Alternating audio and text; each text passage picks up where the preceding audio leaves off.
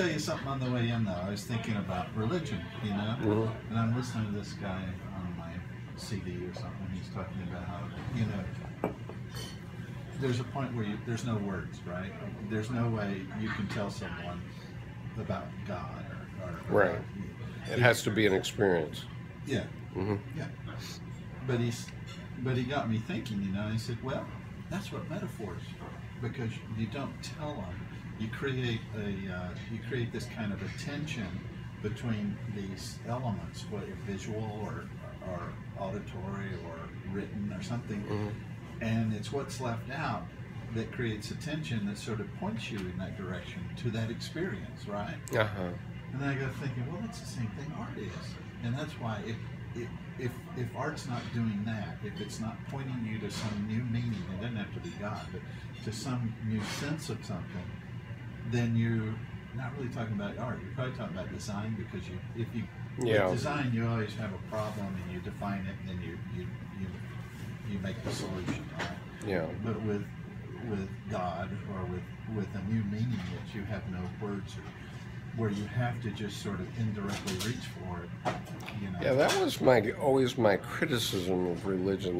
They were always talking about these guys that lived 2,000 years ago. I kept saying, you know, what's that got to do with me? And then I go, whoa! Yeah. And I fall asleep in the middle of the sermon. I know. Right? Because that's why I always had a peppy little hymn right after the... Should have had a peppy hymn. Yeah, should have had a peppy hymn right before it, you know, because... but I think that it's when my psyche gets challenged, I tend to go to sleep. Okay, and so, I mean, it even happens in my meditation group. Were you Pisces? No, Libra. I'm the perfect conjunctio guy because I'm a Libra. but in search of balance. Yeah, but I think that's it, because Deb has this Rinpoche from who mainly works in France, but he comes to the States every so often. And he's the guy that wrote the Tibetan Book of Living and Dying, right?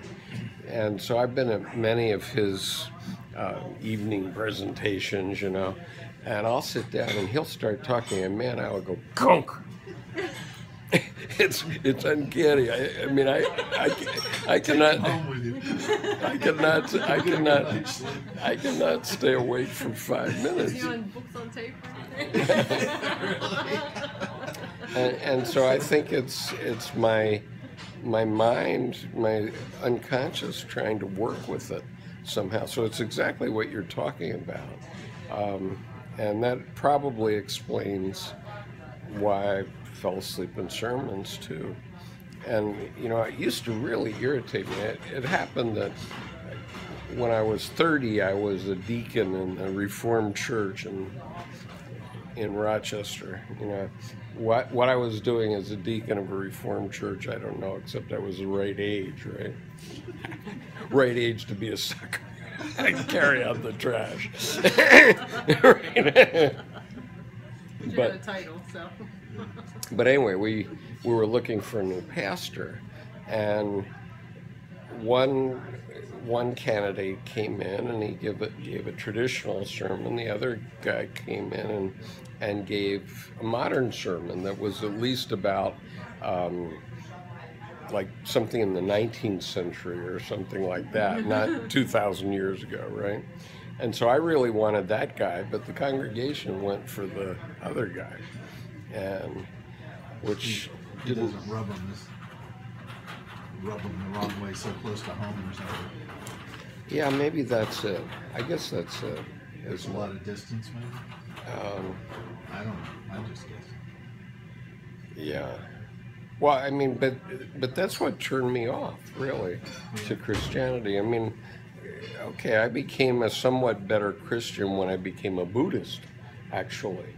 Okay, because actually the rituals of the Christian church I found more meaningful once I started to practice Buddhism. You know, because Buddhism doesn't per se sell itself as a religion. Okay, it's a philosophy of life, but it's All right. Quick quote. Okay, This guy go ahead. listened to Buddhism is the being religion. Pardon? Buddhism is the being Uh-huh. religion. Okay. Judaism is the doing religion. Okay. Christianity is the don't religion. I thought that was pretty good. Yeah. Well, Buddhism sort of resonated with me when there was no God, no heaven, no hell, no saints, no sinners, no right, no wrong. That Just is. It just is, yeah.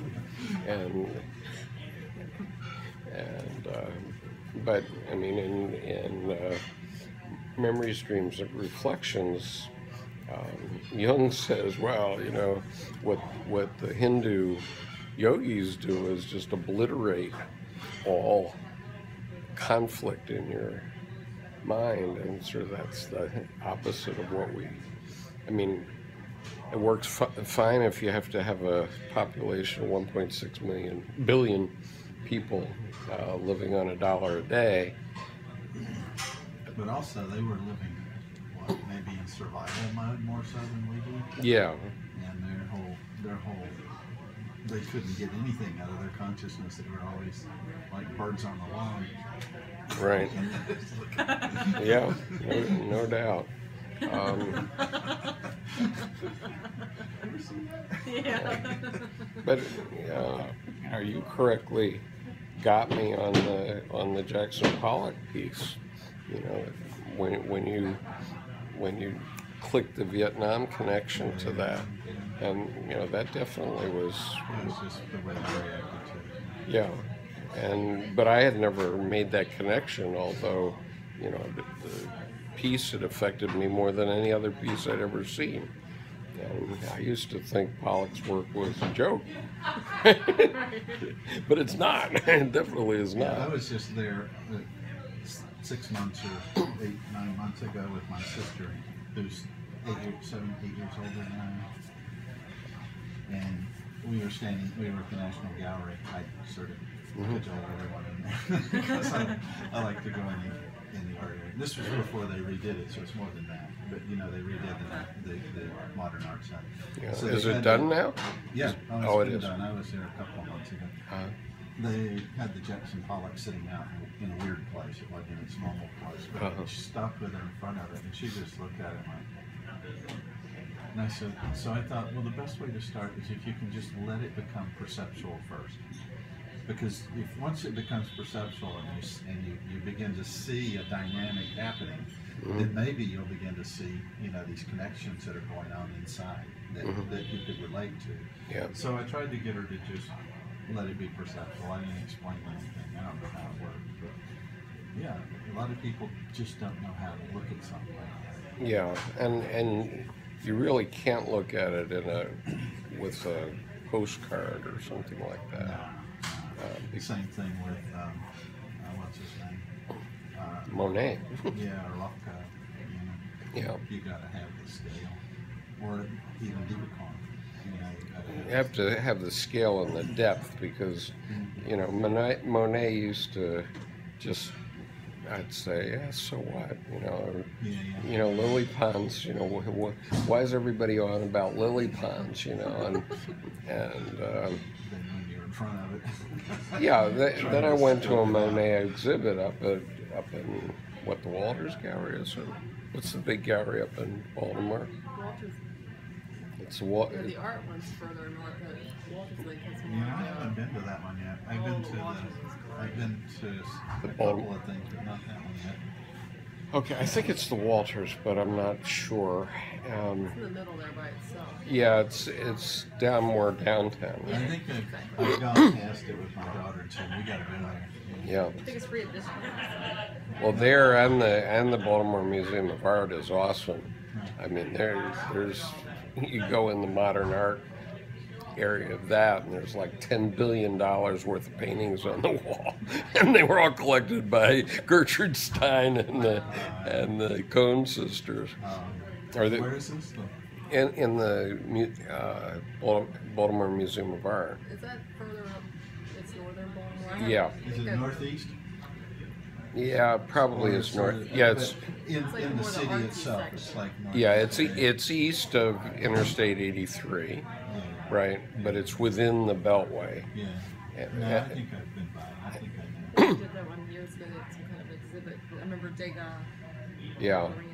right. Exactly. That was there. Well, The last thing I went to was Digging Home. you ought to go to it because they have this terrific. Well, I was getting ready to head off to Philadelphia a few weeks ago, but That's things- right. Just was Friday. Went to the museum and spent the day there. What was Well, there? they had something going on there, and I wanted to see it, but I couldn't because Danny was having trouble. There's too much to do in these towns. You need like the whole week just to get over just the museums. They have this terrific holographic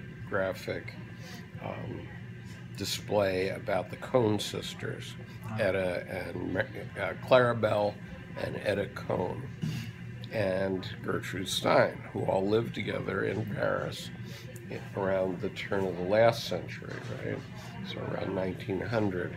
And, you know, all the people that we say are great artists today from 1890 on, Monet and Van Gogh and Gauguin and all those guys were just starting then. Monet and Monet and all those guys, right? And so they basically funded those people. That's why those people became famous and others didn't, was because Clarabelle and Etta Cone had a lot of money because their dad started the B&O Railroad. Okay. and so they It's always a funny one in Monopoly. and The B.O. and neither of For them you. married because they were gay and they were in love with Gertrude Stein. Both of them, the sisters were? Yeah. Oh, That's, and I thought. I think it was Etta that was closer to Gertrude Okay. Stein, but they all lived together in Paris, and so they What a menage a trois. they collected all this work, including Picasso. You know, they collected a bunch of Picassos, including the famous Pink Nude and other things, and they're all in display in That's all in Baltimore? in the Cone room. Okay. Yeah, in the Cone collection. It's awesome, and it's worth Yeah, I billions. mean, even the newer artists have benefactors of sorts. Either a lot of them were supported by the gallery and been hanging with artists for the last 40, 50 years. Mhm. So he has quite a collection too. I mean, it just when he divorced his wife, he bought the house because he didn't want to have to move anything. And his walls, they're all throughout his entire house. It's just there's not hardly a bare spot. Yeah, That's awesome. but that's the interesting thing about the Cone collection is they have a holographic walkthrough of their apartment in Paris, and that is awesome. That's amazing. So in the hologram, you see all these paintings. It's really cool thing. So I would urge you to look at that sometime. Oh yeah.